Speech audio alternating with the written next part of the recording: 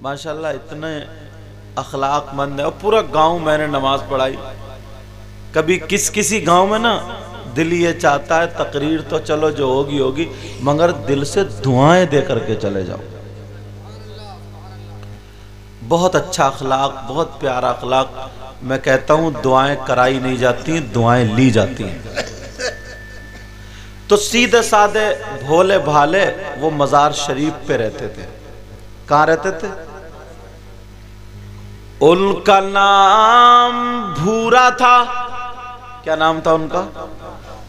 वो बचपन में गोरे रंग के पैदा हुए होंगे तो उनकी अम्मा ने या दादी ने कह दिया होगा भूरा पैदा हुआ, भूरा भूरा भूरा। नाम कुछ और होगा, भूरा से ही मशहूर होगा। हमारे यहाँ काला पैदा हो जाए तो कलुआ नाम हो जाता है। होता कि नहीं होता है? और दादियों का हाथ ज्यादा होता है बिगाड़ने में। खूबसूरत रंग का तो भूरा, काले रंग का तो कलुआ। ये दो नाम बहुत चलते हैं, कलुआ और भूरा। उनकी एक बेटी थी, वो भी जवान हो गई। और भूरा रहने वाले कहां के थे? हजरत दड़ियाल के। और बैरंग वली का अभी मजार जो वो खोत शरीफ में, समझ रहे? वहां से मुझे लगता है 30-35 किलोमीटर का फासला होगा। भूरा रोजाना करके खिदमत किया करता था और पीर को देखा करता था, तवज्जो उन्हीं पर रखता था। कभी झाड़ू इधर मार दी, कभी उधर मार दी। लोग चर्चा करने लगे इसकी बेटी जवान हो गई, ये शादी कहां से करेगा? कम से कम मजदूरी कर लेता तो बेटी के हाथ नीले पीले कर देता। नीले पीले समझ रहे हो? शादी कर देता ना। यहां क्या बोलते हैं उसको?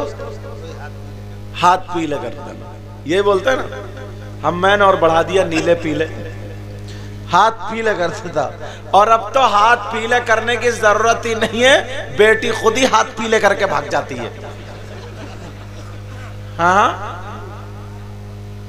अल्लाह माफ फरमाए। इतने केसेस हैं, इतने केसेस हैं। नानी घर 8 दिन रहने को गई, पता चला कोर्ट मैरिज हो गया। इतना आवारा कर दिया है, इतना ढील, इतनी ढील दे दी है, इतना छोड़ दिया है, बिल्कुल आखिरी दर्जे पे ले जाके रख दिया है। अब उसे ना अम्मा की खैरत ना अब्बा की खैरत, किसी का डर नहीं। जहां कोई उससे टच हुआ, तू चल मैं चल, भाग गए।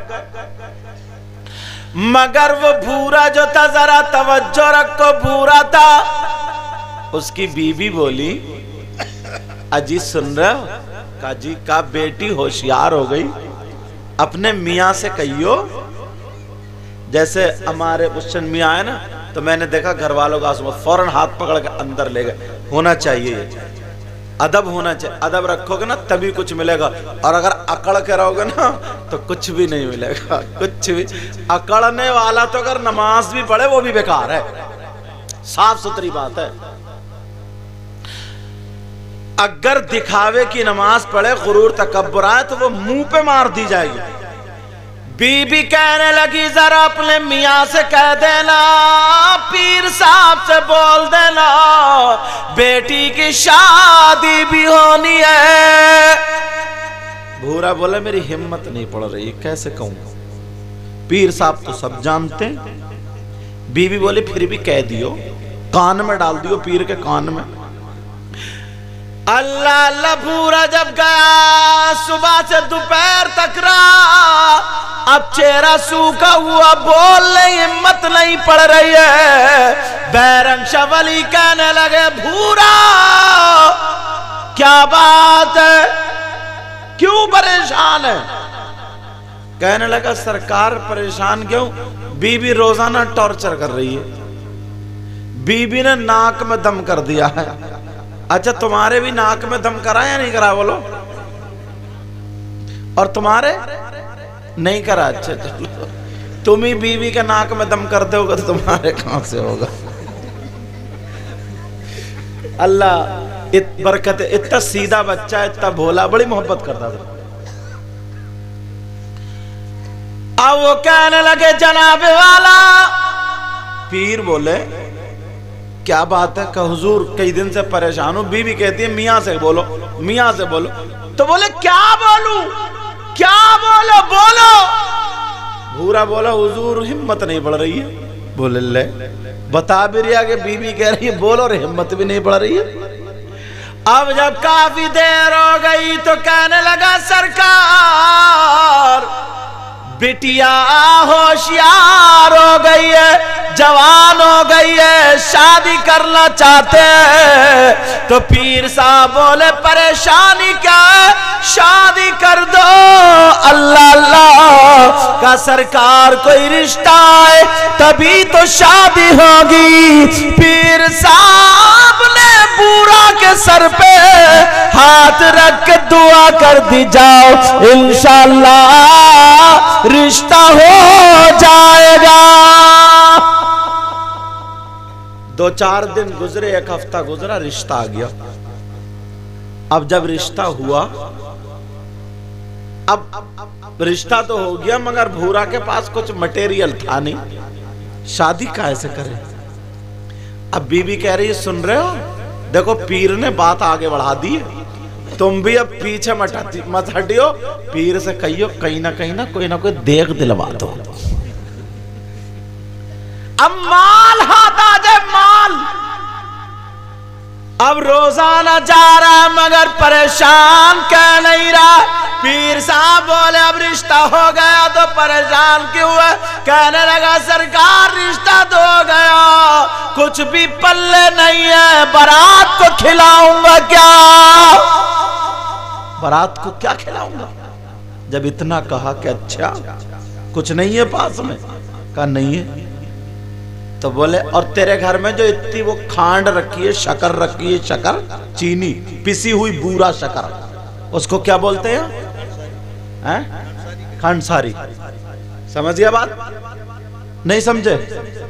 अरे अल्लाह के बंदो कुछ तो समझो। पिसी हुई चीनी शक्कर, अब समझे? चावलों के ऊपर उसको डाल के जो शकराना बनाते हैं, सिवैयों में भी वही डालते हैं। अब भी नहीं समझे? अच्छा अगर नहीं समझे तो फिर अब बढ़िया करके समझाता मैं। अब वो जो दिखा तेरे घर जो शक्कर रखी, कहा हुजूर है, का तेरे घर चावल भी तो है, का हुजूर 2-3 आदमी खा के बैठ जाएंगे, इतने से चावल है। पहले बारात चला करती थी तो लोग मिट्टी की प्लेट में ढबरिया बना करके, ढबरिया बोलते थे उसको, चावल रख के शकराना बना के लोटे के टुटनू से घी डालते थे तो होता था शकराना। बारात को कोई बूढ़े बुजुर्ग होंगे उन्होंने जरूर खाया होगा। कोई है तो अगर हाथ उठाइए जिसने खाया। अरे ये लिख ले, देखो समझे पूरे मजमे में एक ही बूढ़ा निकला है और तुम्हारे जो दांत उखड़ गए, तुम क्या भी जवान समझ रहे हो अपने आप को? समझे? अब बहुत सारे लोगों ने समझे पहले देसी घी लोटे से डाला कर, और अब तो देसी घी सूंघने को नहीं मिल रहा। भैंस यही देसी घी नहीं दे रही है अब तो। उसकी वजह जानते हो क्या है? नियत अच्छी नहीं है। क्यों? भैंस अपनी पल्लइयो बरसीन हाजी जी का कट रहा साहब, तो असली कहां से देगी यार? अपना खिलाओगे तो फिर देसी घी देगी। अब वो बोले लोटे की टुटनों से का हुजूर थोड़ा सा घी है, का हुजूर थोड़ा सा घी है, अल्लाह बरकत का थोड़ा सा किए। बैरंग शाह वली ने बूरा के सर पे हाथ रख के दुआ कर दी और का बूरा तू कितने लोगों को खिलाना चाहता है? कहने लगा सरकार बारात के अलावा कम से कम खानदान वाले तो हो जाए।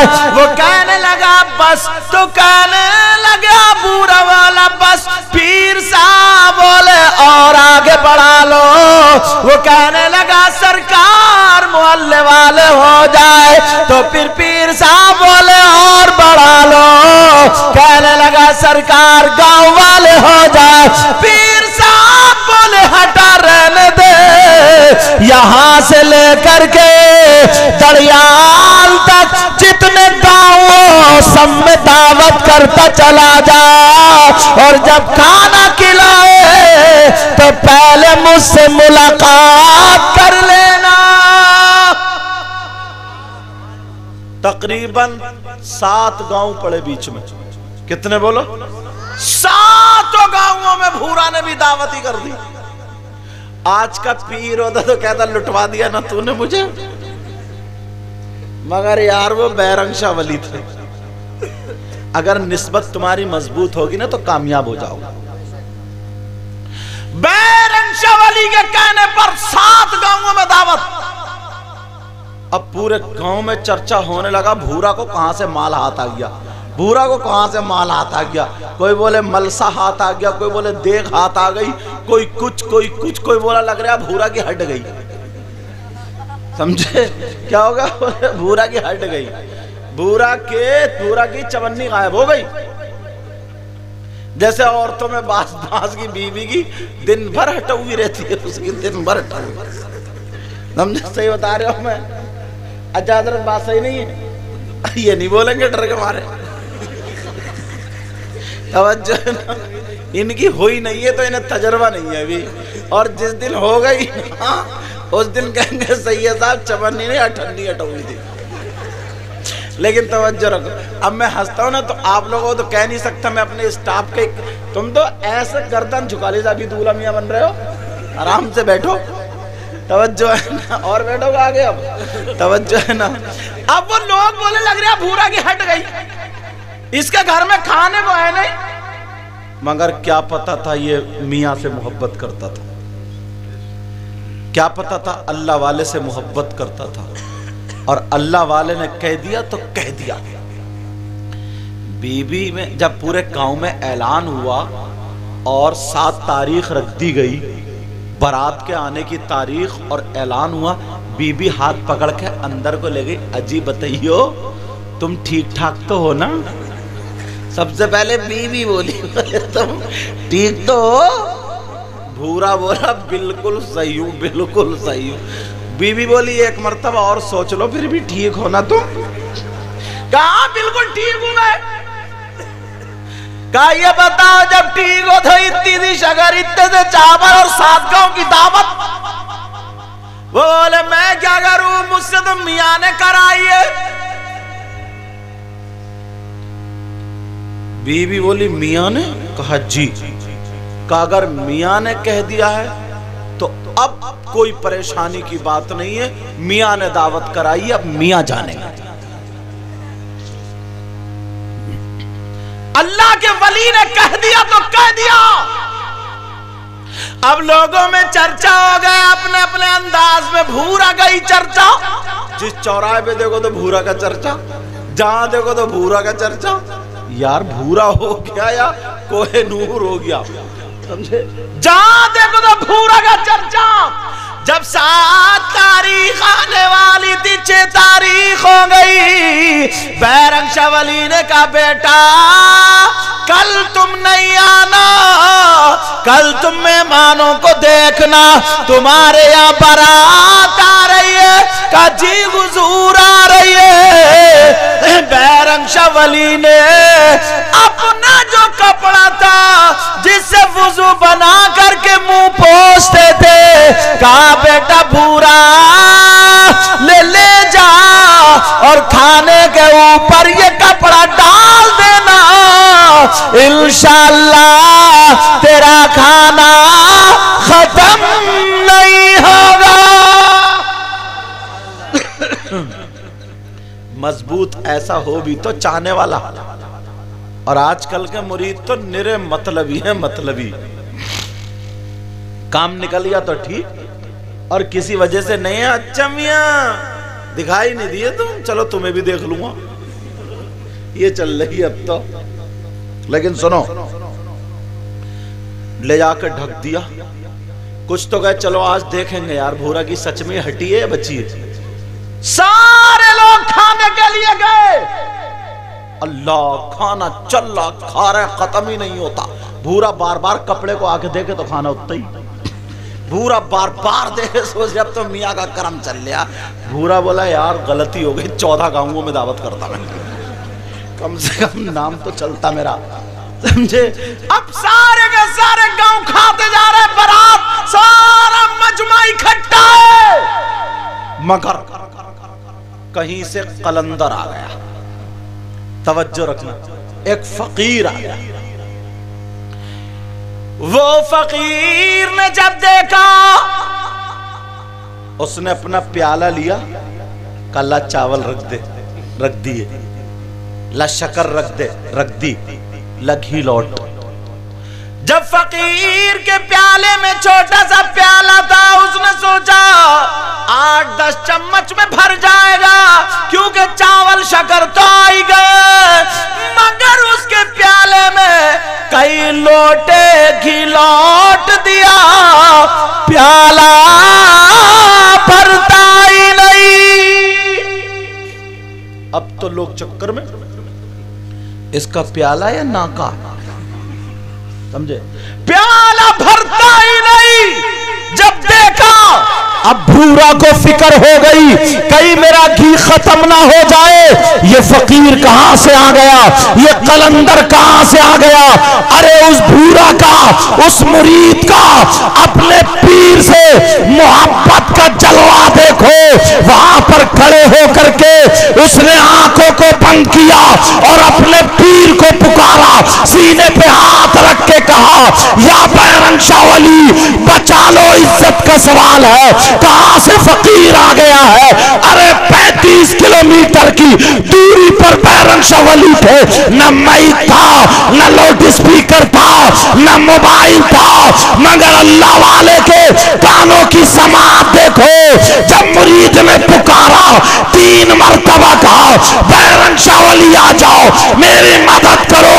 आँख खोल के देखा है तो बैरंग शाह वली खड़े हैं। कहने लगे बेटा क्या बात है, जरा बताओ, क्या परेशानी है बताओ। कहा सरकार इसका प्याला भरता नहीं है। बैरंग शाह वली ने देखा तो लोटा अपने हाथ में नहीं लिया, जैसे ही लोटा लिया उस प्याले में डाल रहे हैं, न लोटे का खत्म होता है, न प्याला भरता है। घंटों गुजर गए, प्याला भी नहीं भरा, लोटे की टिटली से धार भी खत्म नहीं हुई। लोगों ने खाना छोड़ दिया, बारात एक तरफ, मजमा लग गया, भीड़ इकट्ठी हो गई। अरे 2 फकीरों की जरा टक्कर देखो, 2 फकीरों की, एक का घी खत्म नहीं होता और एक का प्याला भरता नहीं। नीचे से कलंदर कहने लगा, अरे सुबह तक अगर डालते रहोगे तब भी प्याला नहीं भरेगा। तो बैरंग शाह वली बोले, मैं भी औलादे रसूल का, उनके दर का गुलाम हूं। अगर कयामत तक लौटता रहूंगा तब भी लोटे का घी खत्म नहीं।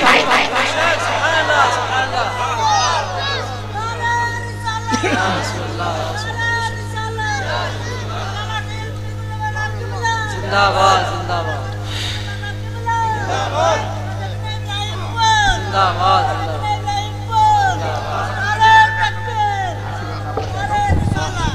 बहनों, भाइयों, बुजुर्गों, सभी को मेरा प्रणाम, नमस्कार। मैं लेट हुआ, मैं लेटा था, मैं लेट हुआ, मैं लेटा था, वो मेरे ऊपर लेटा था, वो मेरे ऊपर लेटा था, लेकिन मेरा ही तो बेटा था, वो मेरा ही बेटा था। बहुत बढ़िया। अब मुसाफा हजरत से करो, तकरीर मेरी सुनो।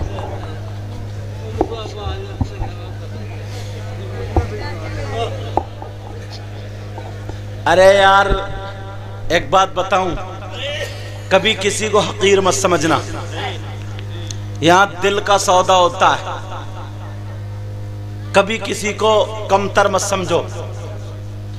दिल का सौदा होता है, पता नहीं किस पे किसका कर्म हो जाए तो बंदा गर्म होता है। बेशक किसी ने कहा था ना, जब तक बिके न थे तो कोई पूछता न था। बेशक सुभान अल्लाह। तुमने खरीद कर अनमोल कर दिया। बेशक सुभान अल्लाह। आला हजरत कितने बड़े आलिम, मुजद्दिद, मुफ्ती, अल्लामा सब कुछ थे, मगर एक शेर अगर आला हजरत का समझ लोगे ना तो कभी भी गुरूर तकब्बुर नहीं आएगा। जी बेशक। एक तरफ बड़े पीर साहब हैं, एक तरफ आला हजरत। तवज्जो रखना। अब आला हजरत खुद बड़े पीर साहब की बारगाह में क्या कह रहे हैं? बड़े पीर साहब की वजह से बेटा बेटा बात नहीं, बात नहीं, बात नहीं।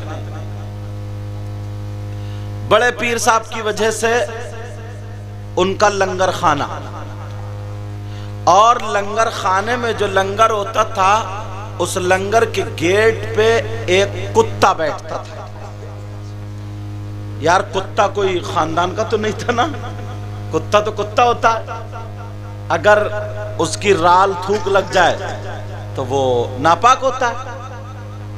मगर आला हजरत इतने बड़े आलिम और मुजद्दिद क्या कहते हैं?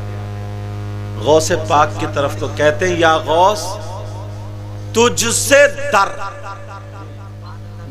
मतलब निस्बत दिखा रहे, हजरत ये पहने हैं तो ये हजरत से है ना, ये मैं ये हूं, ये मुझसे। किसी मजार की चादर है, 500 रुपए मीटर का कपड़ा, तुम में से किसी भाई की पैंट सिलवा दूं और 50 रुपए मीटर कपड़े का कुरान शरीफ का जुज़दान या मजार शरीफ की चादर, 2-4 दिन वो मजार पे चादर रहे, 1 हफ्ता, और 1 हफ्ता तुम पैंट पहनो। अब मैं तुम्हें मजार शरीफ की चादर दूं तो नहीं चूमोगे? अल्लाह के बंदो हाँ ना तो बोलो, चूमोगे नहीं चूमोगे? कुरान शरीफ का कपड़ा दूं तो नहीं चूमोगे? और अगर किसी भाई ने 1 हफ्ता जो 500 रुपए मीटर कपड़े की पैंट जो रपटाई है, अगर वो चूमने दूं तो चूमोगे? नहीं। इतने बदबू आएगी, मोहल्ले में नहीं रहोगे तुम। इसी वजह से कुछ नौजवान अपने जूते नहीं उतारते हैं। अगर जूते उतारते ना तो निरी लैट्रीन की आती है, सही उतारे हो, बाज के मौजों में से इतनी बुरी आती है, इतनी निरी खटैन। हाँ, अगर 5 वक्त वुजू बनाएगा तो बदबू नहीं आएगी। समझ रहे बात मेरी? तो मैं ये कह रहा था, ये निस्बत होती है, निस्बत। कीमत नहीं देख रहे हो, एक तरफ चूम रहे हो और एक तरफ थूक रहे हो। अब आला हजरत क्या कहते हैं? तुझसे दर, गौसे पाक, या गौस तुझसे दर, और दर से सग, सग माने कुत्ता फारसी में। क्या कह रहे हैं?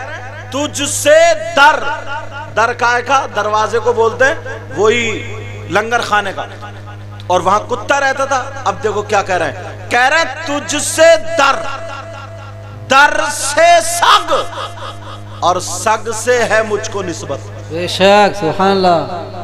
और तुम उल्टी सीधी 2 किताबें पढ़ लेते हो और सादात के बारे में, वलियों के बारे में कहां से जबान खोल लेते हो, इतने मारे जाओगे कि ठिकाना नहीं रहेगा। सही बता रहे हो मैं? ये आला हजरत का सबक है, उनका इश्क है। कह रहे पहले समझो आला हजरत को, कह रहे तुझसे दर, दर से सग, सग से है मुझको निस्बत। मेरी गर्दन में भी है दूर का डोरा तेरा। बेशक सुभान अल्लाह, सुभान अल्लाह। और एक जगह तो कहा, तेरी सरकार में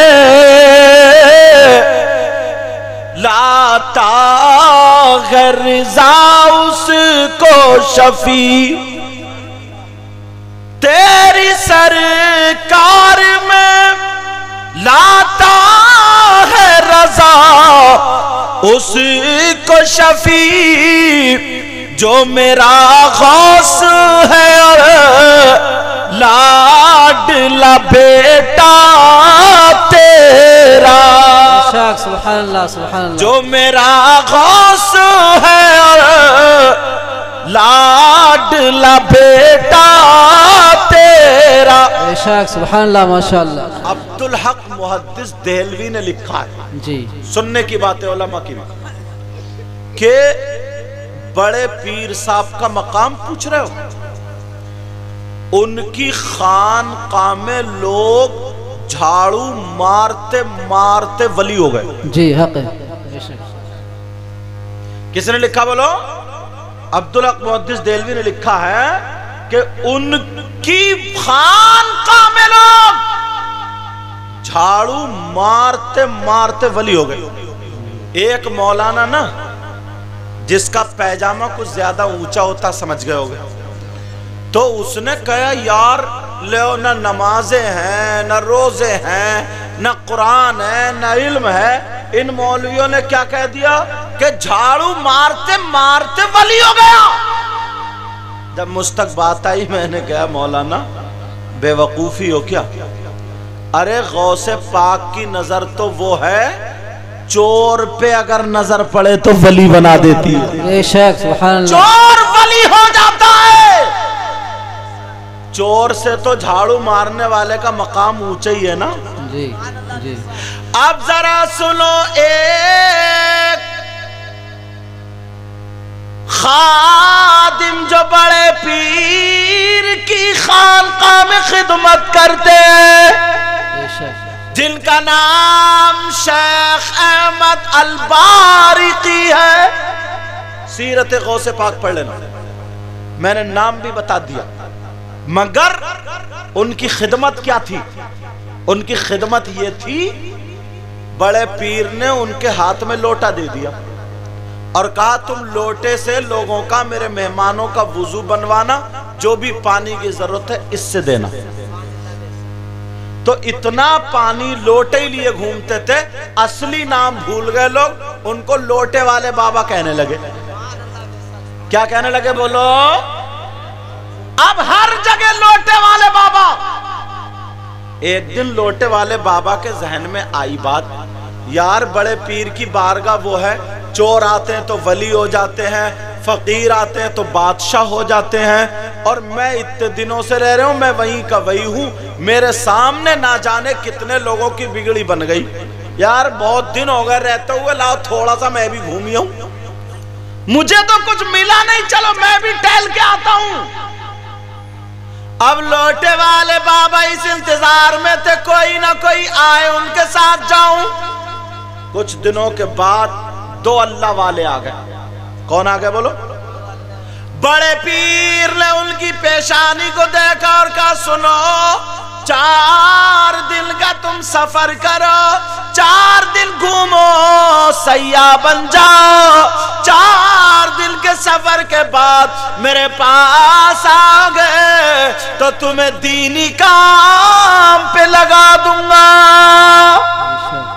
अब ये लोटे वाले बाबा सुन रहे थे, ये चुपके से पीछे वाले दरवाजे से, ओ बच्चों, ओए, ए बच्चों, ले जाऊंगा पकड़ कर और मदरसे में रखूंगा तुम्हें सबको, वरना चुप जाओ। लोटे वाले बाबा पीछे वाले दरवाजे से आए, बोले बुजुर्गों, अल्लाह वालों, लग रहा 4 दिन घूमने जा रहे हो? बोले हाँ। बोले मुझे भी ले चलियो ना, मैं भी चलूंगा। लोटे से मैं घूम के आता हूं थोड़ा। वो बोले हम तुम्हें नहीं जानते, हम तुम्हें कैसे ले जाए? कारे ले चलियो, मैं घूमना चाहता हूँ, फिर आ जाऊंगा, बहुत दिल मुझे यहीं रहते हुए हो गए। बोले हम नहीं ले जाएंगे, मगर जब इन्होंने ज्यादा कहा, ऐ अल्लाह वालो मुझे जरूर ले लेना। बोले ठीक है। अब ये लोटे वाले भी पीछे हो लिए। दूसरे दिन को जब निकले, चलते चले जा रहे, एक रात हो गई, एक दिन हो गया, 24 घंटे के बाद लोटे वाले बाबा को लगी भूख। जब भूख लगी तो ये बोले सुनो अल्लाह वालो, तुम्हारा लीवर खराब है क्या? बोले क्या मतलब? बोले 24 घंटे हो गए, भूख के मारे ठिकाना नहीं। मैं तो बड़े पीर की बारगाह में सुबह में नाश्ता और 2 टाइम खाना खाता था, मुझसे नहीं रुका जाएगा, खाने का इंतजाम करो। उन दोनों अल्लाह वालों में से एक ने हाथ उठा करके दुआ की, ऐ अल्लाह खाने का दस्तरखान भेज दे। तो खाने से भरा हुआ दस्तरखान आ गया। जब खाने से दस्तरखान भरा हुआ आया, उन तीनों ने खाना खाया और अल्लाह का शुक्र अदा कर लिया।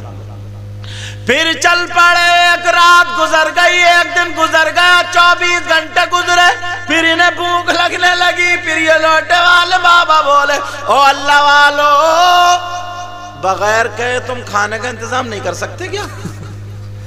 तुम्हें भूख नहीं लगती? का खाने का इंतजाम करो। दूसरे अल्लाह वाले ने दुआ की, फिर खाना आ गया। फिर इन्होंने खाना खा लिया, फिर चल पड़े। अब जब तीसरा दिन आया तो फिर यही लोटे वाले कहने लगे कि मुझे भूख लग रही है, खाना खिलाओ। तो वो दोनों बोले, सुनो, पहली मर्तबा इन्होंने दुआ की, दस्तरखान आ गया। फिर मैंने दुआ की, दस्तरखान आ गया। अब तुम्हारा नंबर है, तुम दुआ करोगे। अब लोटे वाले बाबा बोले, यार मैं तो फंस गया, ये तो अल्लाह के वली है, इन्होंने तो पता नहीं कौन से वली का वास्ता दिया, उनके सदके से खाना आ गया, अब मैं क्या करूं? मगर लोटे वाले बाबा चालाक बहुत थे। कहने लगे, ठीक है, मैं तुम्हारे बीच में आकर के दुआ करूंगा। एक अल्लाह वाले इधर थे और एक अल्लाह वाले इधर। मगर लोटे वाले बाबा ने सोचा, मुझे तो उस वली का नाम भी याद नहीं है जिन्होंने इनका वास्ता दिया था। अब लोटे वाले बाबा बीच में खड़े होकर के अल्लाह की बारगाह में रो रो करके दुआ करने लगे। कहने लगे, मौला मेरी लाज रख लेना, ऐ अल्लाह मेरी इज्जत बचा लेना। मेरे मौला, ये जो बुजुर्ग मेरी दैनी तरफ खड़े हैं, इन्होंने जिस अल्लाह वाले का वास्ता दिया है, उन्हीं के वास्ते से तू मुझे खाना दे दे, खाना अता फरमा दे। फिर दोबारा अल्लाह से कहा, ऐ अल्लाह मेरी बाई तरफ जो अल्लाह वाले खड़े हैं, इन्होंने सोचा किसी के नाम से तो कबूल होगी। कहा, ये जो खड़े हैं बाई तरफ, इन्होंने जिस अल्लाह वाले का वास्ता दिया है, उन्हीं के वास्ते से मुझे खाना दे दे। जब अल्लाह वाले इस लोटे वाले बाबा ने दुआ मांगी है तो 2 दस्तरखान आ जाते हैं। जैसे ही खाने के 2 दस्तरखान आए तो अब तो खुशी का ठिकाना नहीं है। मगर वो दोनों अल्लाह वाले कहने लगे, बताओ, हमने दुआ मांगी तो 1 दस्तरखान आया, इन्होंने दुआ मांगी तो 1 दस्तरखान आया, मगर तुमने दुआ मांगी तो 2 दस्तरखान आए हैं। ये बताओ तुमने किसका वसीला दिया था? कौन से अल्लाह के वली का वास्ता दिया था? कौन से अल्लाह के वली के वसीला देकर के तुमने मांगा था? जब इतना कहा तो लोटे वाले बाबा फिर फंस जाते हैं, अरे मुझे तो नाम ही याद नहीं है। मगर फिर लोटे वाले बाबा कहने लगे, बाद में बताऊंगा, ये बताओ तुमने किस वली का वास्ता दिया था, तुमने किसका नाम लिया था? तो वो दोनों एक जबान होकर के कहने लगे, सुनो बाबा, हमने तो किसी वली का, कौन से वली का नाम लिया था वो सुनो। हमने बड़े पीर का नाम इसलिए नहीं लिया, हमने बड़े पीर का वास्ता इसलिए नहीं दिया क्योंकि वास्ता बहुत आला था। हमने हसन और हुसैन का वास्ता इसलिए नहीं दिया क्योंकि वास्ता बहुत ऊंचा था। हमने हजरत अली का वास्ता इसलिए नहीं दिया, सिद्दीक अकबर का वास्ता इसलिए नहीं दिया, फारूक आजम का वास्ता इसलिए नहीं दिया, उस्मान गनी मौला अली का वास्ता इसलिए नहीं दिया क्योंकि वास्ता बहुत ऊंचा था। फिर तुमने किसका वास्ता दिया? तो वो दोनों कहने लगे, हमने उस अल्लाह वाले का वास्ता दिया है जो गौसे पाक की बारगाह में लोगों को लोटे से वुजू बनवाया करते हैं। एक लोटे वाले बाबा रहते हैं, एक लोटे वाले मियाँ रहते हैं, एक अल्लाह के वली रहते हैं जिनको लोटे वाले बाबा बोलते हैं। हमने सोचा जब गौसे पाक की नजर अगर चोर पे पड़ जाए तो चोर वली हो जाता है। लोटे वाले बाबा पे सुबह नजर पड़ी होगी, दोपहर नजर पड़ी होगी, शाम नजर पड़ी होगी, तो लोटे वाले बाबा कितने बड़े वली बन गए होंगे। हमने उन्हीं का वास्ता दिया था तो हमारे पास खाना आ जाता है। अब तो लोटे वाले बाबा चक्कर में पड़ गए, मेरे अलावा तो कोई लोटे वाला बाबा है ही नहीं, अरे लोटे वाला तो मैं हूं।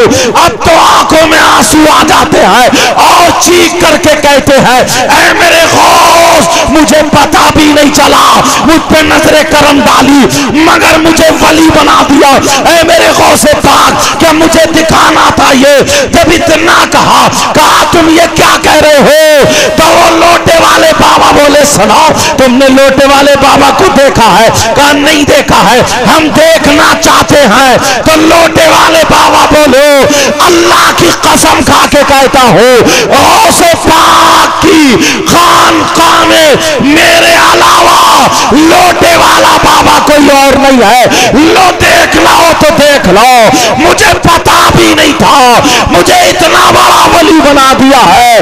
अब मुझे कह लेने दिया जाए, जो लोग ये कहते हैं उनसे कहो गौसे पाक की सीरत पढ़ो, सीरत गौसे पाक पढ़ो, उसमें ये वाकया शेख अहमद अल बारिकी का मिलता या नहीं मिलता है। अरे वो कोई कौन थे? एक खिदमत गुजार थे, जब उन पे गौस की नजर पड़ी तो उनको वली बना दिया। मेरे गौस वो थे जिनके बारे में बरेली के इमाम बोले वाह क्या मर्तबा, ए गौस बाला तेरा ऊंचे ऊंचों के सरों से कदम आला। बेशक सुभान अल्लाह, सुभान अल्लाह। नारे तकबीर, नारे तकबीर, नारे रिसालत, नारे रिसालत, जश्न गौसुल बरा, जश्न गौसुल बरा, नारे तकबीर, नारे रिसालत। सुभान अल्लाह, माशाअल्लाह, सुभान अल्लाह। और गौसे पाक ने इसीलिए तवज्जो डाली होगी कि जाओ। अब जब वापस आए बड़े पीर बोले लोटे वाले बाबा पता चल गया तुम्हें अपना मकाम। अल्लाह। अब बरेली के इमाम बोले वाह क्या मर्तबा ए गौस है बाला तेरा, ऊंचे ऊंचों के सरों से कदम आला तेरा। सर भला क्या कोई जाने के है कैसा तेरा, औलिया मलते हैं आंखें वो है तलवा तेरा। बेशक सुभान अल्लाह, सुभान अल्लाह। क्या दबे जिस पे हिमायत का हो पंजा तेरा, शेर को खतरे में लाता नहीं कुत्ता तेरा। बेशक सुभान अल्लाह, सुभान अल्लाह। अभी नाजिम साहब ने बाबा फरीदुद्दीन गंज शकर का नाम लिया था तो मुझे ये बात याद आ गई, कह दूं अगर इजाजत हो तो? बोलो समझ में आ रही है बातें सब लोगों की? सुनना चाह रहे हो तो फिर हाथ उठाओ, कौन कौन सुनना नहीं चाह रहा? हाँ चलो ठीक है। मैंने कहा देखूं तो थोड़ा सा चेक करके होश जोश के साथ होश भी है कि नहीं, समझे? या हर जगह सुभान अल्लाह, हर जगह अल्हम्दुलिल्लाह। वो भी हाथ उठाना ना ये तुम्हारी गलती नहीं है, ये हम जैसे मौलानाओं की गलती है। तुमसे इतने हाथ उड़वाते हैं, हम इतने हाथ उड़वाते हैं, तुम्हें सेल्फ स्टार्ट कर दिया। अब तुम देखते नहीं हो कहाँ उठाना। और नाजिम साहब तो कहेंगे देना हाथ उठाओ, अब्बा के नाम पे उठाओ, अम्मा के नाम पे उठाओ। बोले ये कादरी मोहल्ला, ये चिश्ती मोहल्ला, ये साबरी मोहल्ला, और कौन कौन सा मोहल्ला। अच्छा इस कमेटी का नाम क्या? साबरी। हाँ मुझे याद आ गया यार, मुबारकबाद के लायक है हजरत। मियाँ दुआ करना इन लोगों के लिए, मुबारकबाद के लायक है यार ये साबरी कमेटी वाले। साबरी कमेटी वाले हैं कहाँ? एक आध भाई एक हाथ खड़ा करियो देखो।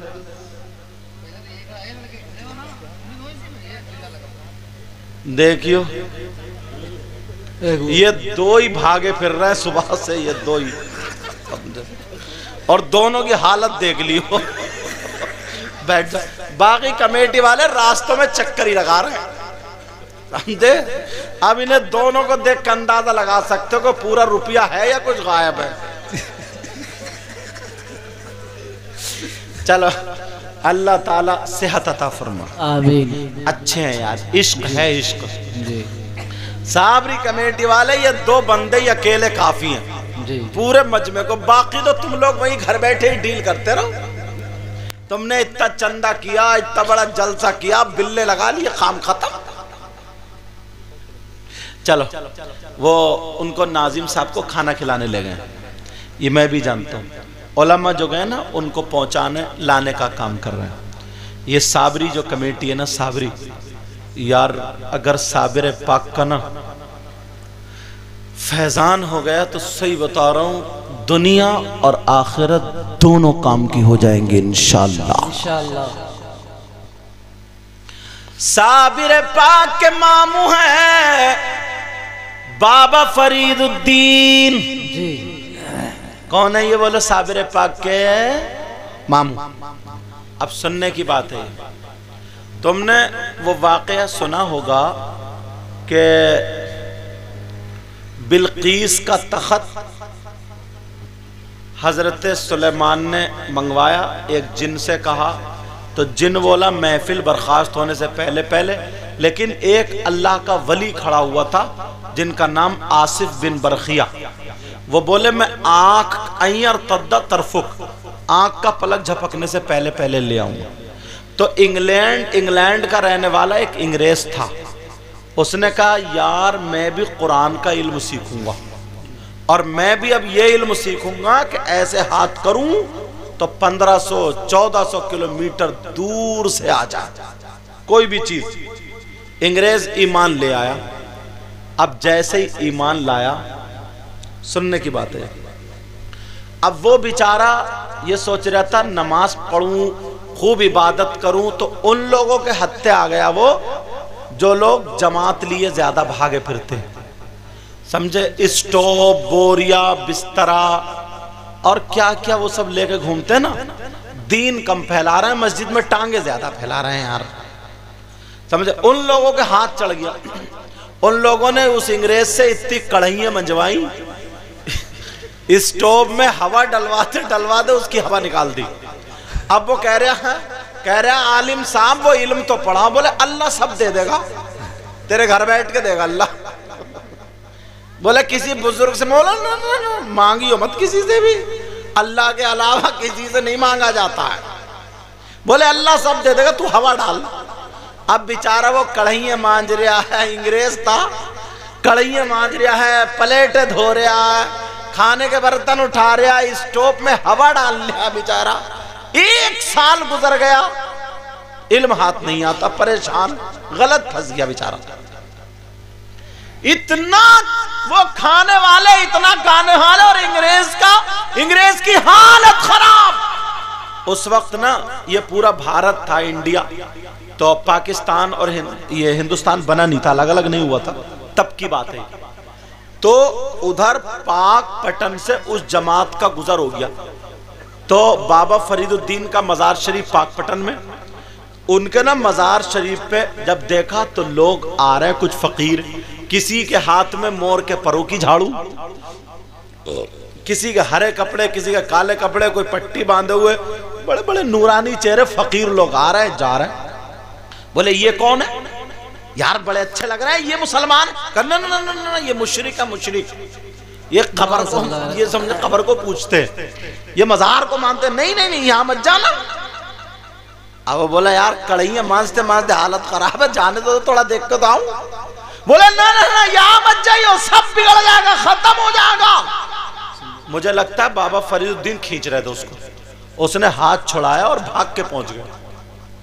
जैसे ही अंदर को गया, गली में पहुंचा, एक फकीर ने रोक लिया और बगल में ना झाड़ू, कहने लगे अस्सलामु अलैकुम। फकीर क्या बोले, क्या बोले? आज से सलाम की आदत डालोगे, सलाम करा करोगे, घर में घुसो तब भी सलाम करो, और अगर बीबी हो तो उसको भी सलाम करो। हाँ, थोड़ा सा आगे बढ़ जाओ, थोड़ा सा आगे बढ़ जाओ, बुजुर्ग दब रहे, थोड़ा सा आगे बढ़ जाओ, बस। अब उस बाबा ने सलाम किया, अस्सलामु अलैकुम। अंग्रेज बोला वालेकुम अस्सलाम। वो फकीर बोले लगता है बाबा के मेहमान हो, बाबा के मेहमान हो, मियाँ के मेहमान हो। अंग्रेज बोला जी मैं मेहमान हूं। कहा मैं मेजबान हूं, ये बताओ क्या चाहिए, गरम या ठंडा? अंग्रेज बेचारा हवा डालते डालते थक गया था, कढ़ाइयां मांजते मांजते थक गया, तो उसने कहा ऐसा करो चाय पिला दो, गरम पिला दो। और तुम तो पानी पी रहे हो, चाय थोड़ी पी रहे हो। कहा चाय पिला दो। जब इतना कहा, हाँ वहां से मोबाइल हटाओ मैक वालों के पास से, हाँ कहाँ है माइक वाले? बेटा मोबाइल का ध्यान होगा, ये मोबाइल होता तभी चुर चुर चुर बोलता है। अब जब इतनी बात हुई, कहा चाय पिला दो चाय। उस फकीर ने बगल में झाड़ू रखी, हाथ ऐसे किया, चाय का कप आ गया। काय का कब आ गया बोलो? चाय का। तुम सोच रहे होगे यार चाय हमें भी मिल जाती है। इतना बड़ा खद्दू है बाज। सही बता रहे हो मियाँ, अगर वलीमे में चला जाए ना, डोंगे का दुश्मन नहीं है, अकेला डोंगों पे ऐसा चिपटता है, कहीं वलीमे में पहुंच जाए तो बस हस्ती फना कर लेता, जैसे कभी मिले ही नहीं। मगर वो फकीर ने जब ऐसे किया तो चाय का कप आ गया। उसने देखा है, और चाय का कप भी इंडिया का नहीं था, बल्कि इंग्लैंड का कप था। कहाँ का कप था बोलो? इंग्लैंड का। जो वो ईमान लाने से पहले जिस कप में चाय पिया करता था, उसी की रसोई का कप था। अब वो अंग्रेज कहने लगा, बाबा मैं तो 1 साल से कढ़ाई मांज रहा हूं, मुझे ये इल्म नहीं मिला, तुमने कौन सी किताब पढ़ी है, कहां से ये इल्म हासिल हुआ? कहा इसी के लिए तो मैं ईमान लाया था, इसी के लिए तो मैं घूम रहा था। जब इतना कहा बाबा जरा इतना बता दो, ये इल्म के लिए कौन सी किताब पढ़ना पड़ती है, कौन सी किताब हासिल करनी पड़ती है, ये बताओ कौन सा इल्म हासिल करना पड़ता है जो ये इल्म मुझे आ जाए। जब इतना कहा बाबा कौन सी किताब पढ़ी है, तो वो बाबा कहने लगे, वो फकीर कहने लगा, बेटा सुनो, मैंने कोई किताब नहीं पढ़ी है, मैंने कोई इल्म नहीं पढ़ा है। कहा फिर क्या किया है, तुम्हें ये इल्म कहां से आया जिसकी तलाश में मैं घूम रहा हूं? तो वो फकीर कहने लगा, बाबा फरीदुद्दीन की चौखट पे झाड़ू मारते मारते मुझे ये इल्म आ गया है। अब मुझे कह लेने दिया जाए, जो किताबें पढ़ने से इल्म हासिल नहीं हो पाता है, वो अल्लाह वालों की बारगाह में खिदमत करने से हासिल हो जाता है। चौखट पे झाड़ू मारने से इल्म हासिल हो जाता है। शर्त ये है, मांगने वाले का दिल अलग। समझ में आ रही बात? लखनऊ के एक थे फकीर, तवज्जो है जरा, उनकी चिल में बरते थे, बल्कि शाजी बशीर मियां हुजूर का भी यही वाकया, बरेली शरीफ में, पीलीभीत में शाजी मियां हुजूर अल्लाह बरकत फरमाए, शाजी मियां हुजूर उनके खलीफा हैं बशीर मियां हुजूर। उनके वहां एक फकीर रहता था, वो काम करता रहता था, ये करता, कभी चिलम भर दी, कभी कुछ लंगर का काम करता रहा। किसी मौलाना ने ये कह दिया, 12 साल तुझे रहते हुए हो गए, क्या फायदा हुआ, तुझसे कपड़े संभालना नहीं आया, मजार पे पड़ा, तू यहीं पे सब कर रहा, तुझे कुछ भी नहीं। मदरसे में रहता ना तो मैं तुझे मुफ्ती बना देता इतने दिनों में। क्या हुआ? हाँ, उलमाए किराम को चाय पिलाओ, चाय की बात चल रही, देखो चाय फौरन हाजिर हो गई। ये वो वाली चाय नहीं है, समझ? अच्छा ये बताओ, अगर मैंने चाय पिलवा दूं तुम्हारा दिल तो नहीं जलेगा? अच्छा कह रहे नहीं जलेगा, नहीं जलेगा। अच्छा वो तो कम मठार रहे हैं, ज्यादा मठार रहे हैं, क्योंकि इनके लिए आ गई है ना। तवज्जो रखो बेटा, लेकिन शोर मत मचाना है नहीं। हजरत इमाम साहब क़िबला पिलाएंगे, अल्लाह ताला सलामत रखे। हाँ, क्या इरादा, पिलवा दूं या रुकवा दूं? बोलो। अल्लाह का बंदा एक भी नहीं बोल रहा। अरे यार किसी का भला हो जाएगा, बोल दो क्या पिलवा दो। मैंने क्या इरादा, पिलवा दो रुकवा दो, तब सब ऐसे बैठे। हाँ बोलो कोई पिलवाओ, क्योंकि ये उलमा। अब बात ये चल रही थी, तवज्जो रखो। वो कहने लगे, इतने दिनों से तुम मजार शरीफ पे रह रहे हो, आज मैं वलियों की बात लेके बैठ गया। अच्छा तुम्हें अच्छी लग रही है नहीं लग रही? बोलो। माशाल्लाह, अल्लाह ताला बरकत फरमा। कहने लगे अगर तुम मदरसे में पढ़ते तो तुम्हें हाफिज बना देता, आलिम बना देता। इसे इतना जलील किया, इतना जलील किया बेचारे को, ये आके खानकाह में बर्तन पटक कर रोने लगा। बशीर मियां हुजूर बोले क्या बात है, क्यों रो रहे हो?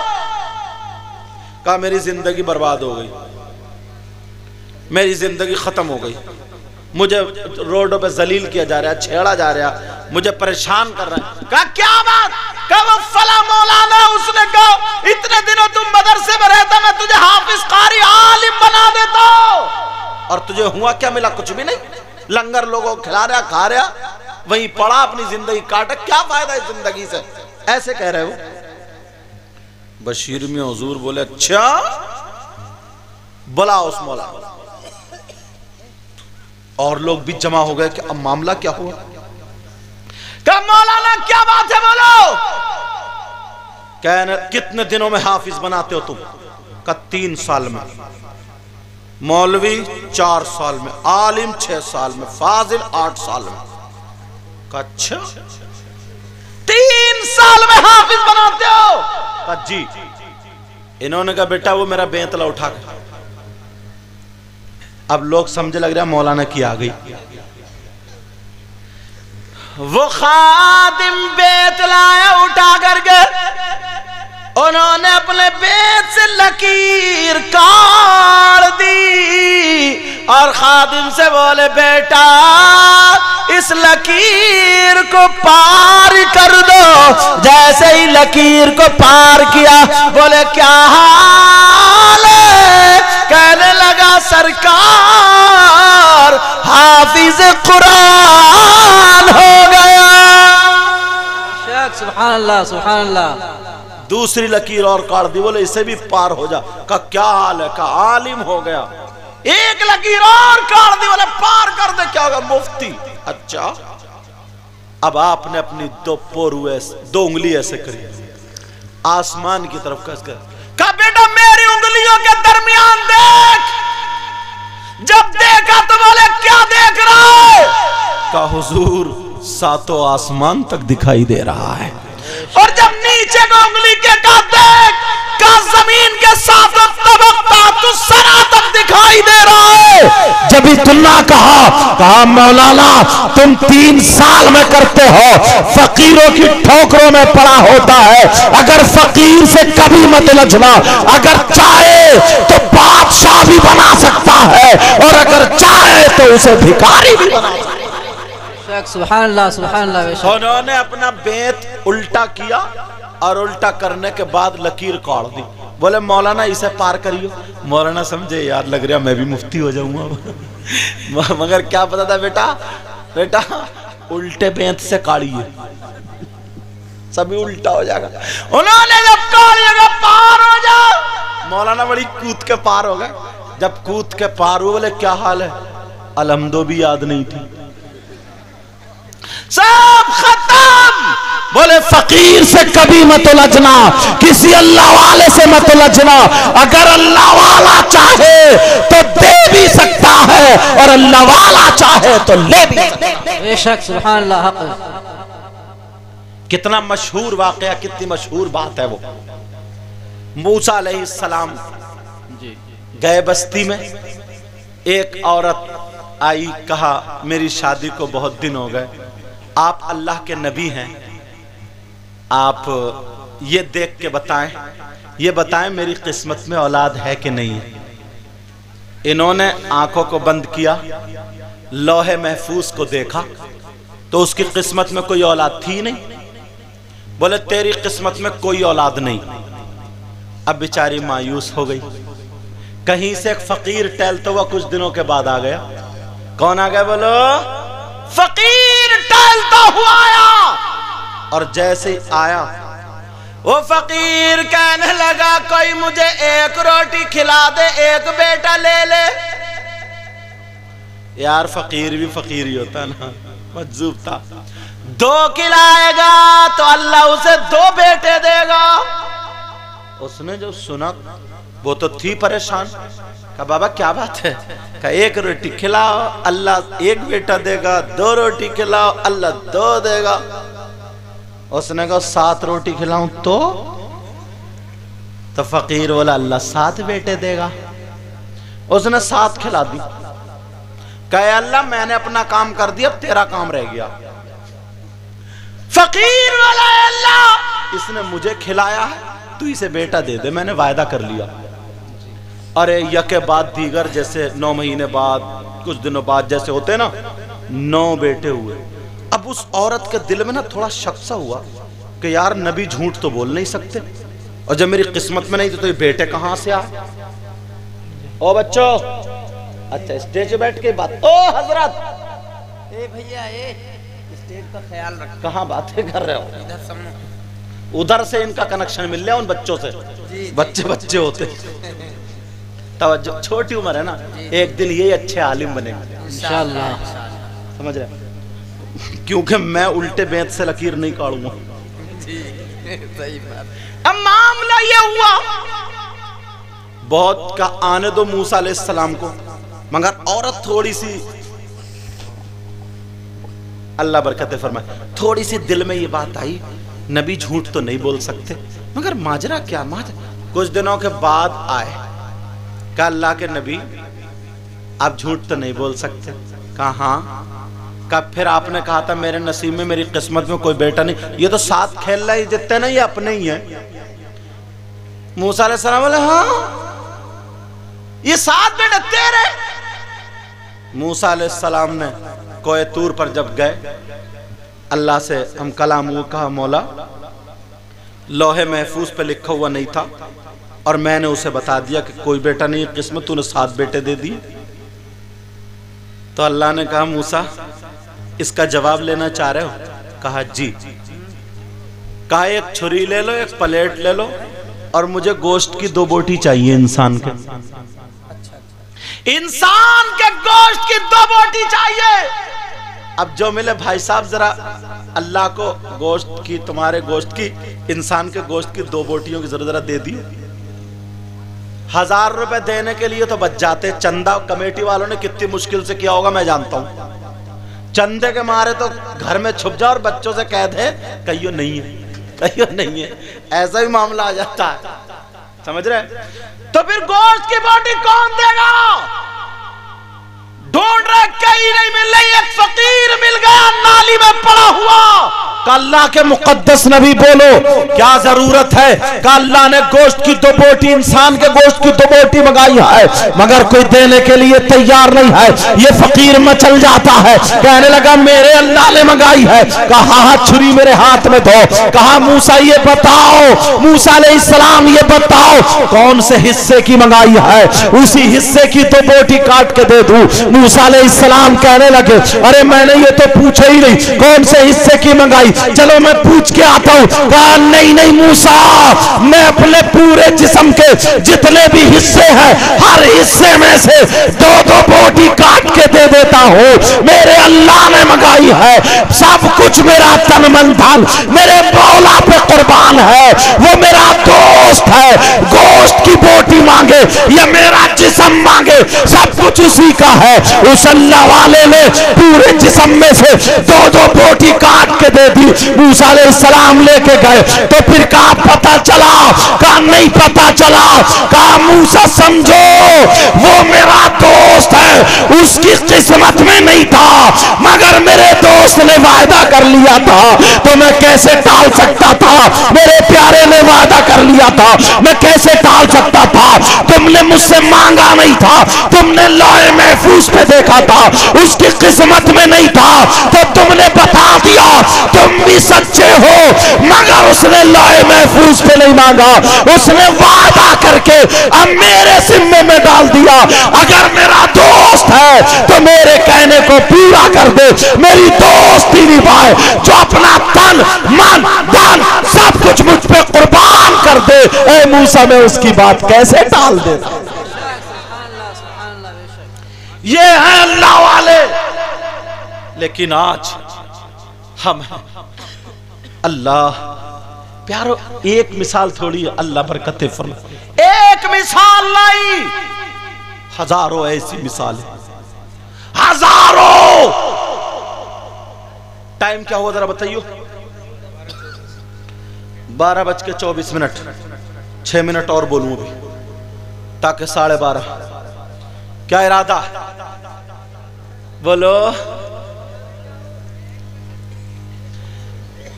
न कोई अमल है सुनाने के काबिल।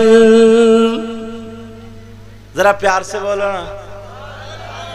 तुम भी ना धक्का पलेट हो, धक्का पलेट। जब तुमसे कहा जाता मियाँ से मुसाफा करो, मियाँ से, हाँ चलो हजरत से ही मुसाफा करो, ऐसे ही मुसाफा कर लो, ये तुम्हारा ही नोट है। तो हाँ, मैंने इसलिए कहा कि सोच रहे हो कि दूसरा नोट दे के मुसाफा करो।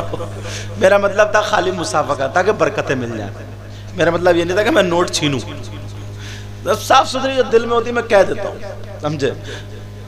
तुम्हें बुरी तो नहीं लग रही है? बुरा तो नहीं मानना? और अगर बुरा मान भी जाओगे तो मेरा कर क्या लोगे?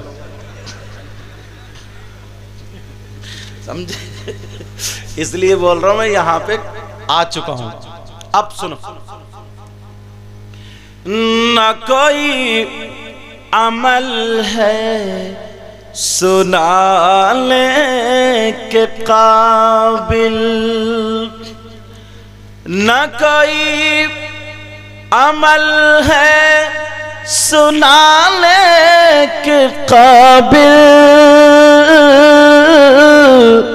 कहिए या रसूल अल्लाह। देखता हूं कौन नारा लगाएगा। न कोई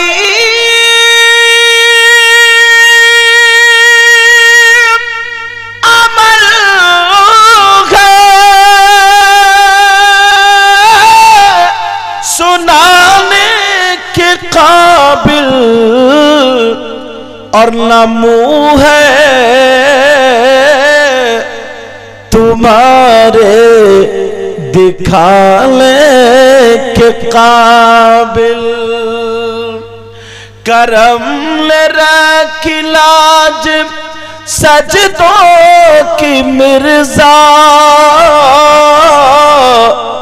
ये सर कहाँ था आस्ताने के काबिल, ये सर कहाँ था झुकाने के काबिल।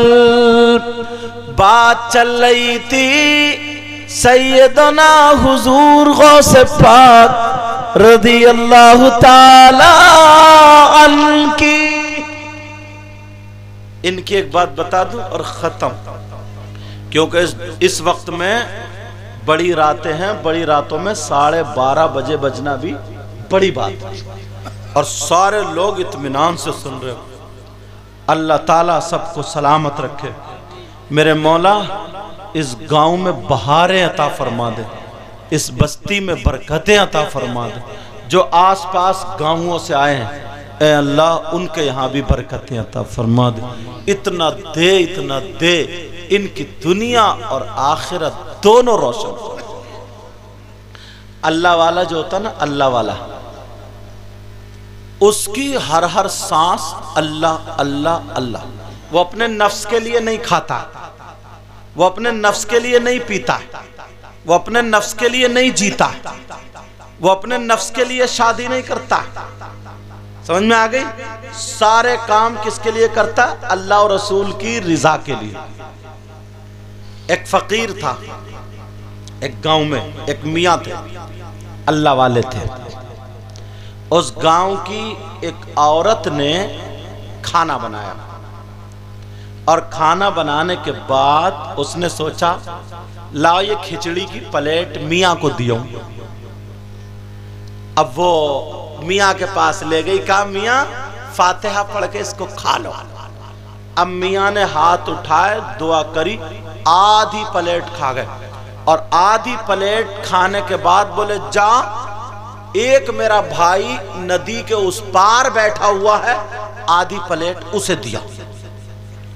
बोली मियाँ इतना पानी आ रहा, नदी में ऐला है, मैं कैसे उतर के जाऊं, मेरी हिम्मत नहीं है। तो बोले जा उससे कह देना कि उस मियां ने भेजा है, ए नदी तू मुझे रास्ता दे दे, उस मियां ने भेजा है जिसने अभी तक अपनी बीवी को हाथ नहीं लगाया। और मियां के 4-5 बच्चे टहल रहे थे। अब वो औरत चक्कर में पड़ गई, और औरत तो वैसे ही आधी चक्कर में रहती है। मेरी बात समझ रहे हो? आज मैं औरतों में बोल नहीं रहा हूं, लेकिन बीच बीच बात आ जाती है तो कह देता हूं। अब वो चक्कर में पड़ गई यार, इतना बड़ा झूठा मियां कह रहा कि जिसने बीबी को हाथ नहीं लगा, मगर चली गई। बोली जा जा। अब नदी से बोली ओ नदी, पानी से बोली ओ पानी, मुझे रास्ता दे दे। वो फकीर मियां बैठे हैं, उन मियां ने भेजा जिसने अभी तक अपनी बीबी को हाथ नहीं लगाया। नदी रुक गई, रास्ता बन गया, और औरत नदी में को चल के चली गई, पार चली गई। मगर दिल में वही यार, बच्चे, वो मियां, और ये नदी, और ये पानी।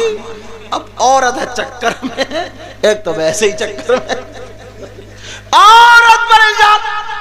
उसने फकीर को दे दी, उन्होंने भी आधी खिचड़ी की प्लेट पूरी साफ कर दी। बोले जा। बोली मियां मैं कैसे जाऊं, अब मैं कैसे जाऊं, नदी में तो पानी है। बोले अच्छा उधर से कैसे आई थी? कहा था मियां बताइयो मत, निरा झूठ चल लिया, झूठ। बोले क्या बात? अरे देखो ना, हमारे सामने शादी हुई है, इतने बच्चे हैं, 3-4 बच्चे टहल रहे, और नदी भी कम बखत मारी कहना मान गई।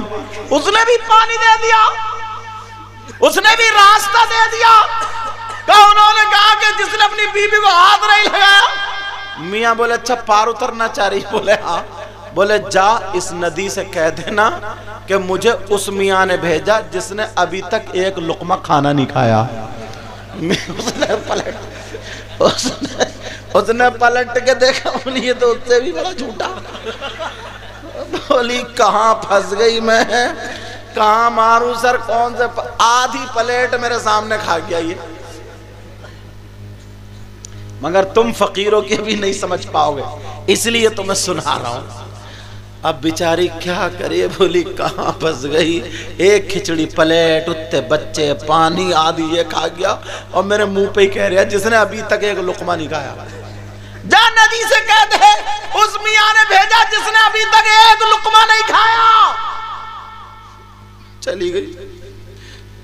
पानी से बोली ओ नदी सुन रही है? कहा उसने भेजा है उस मियां ने जिसने अभी तक एक लुकमा नहीं खाया, वो उसने भी रास्ता बना दिया। जल्दी से उतर गए और घर आके बुखार में पड़ गई। बुखार, शौहर बोला चल दवा दे, बोली नहीं बचूंगी नहीं। कहा क्यों?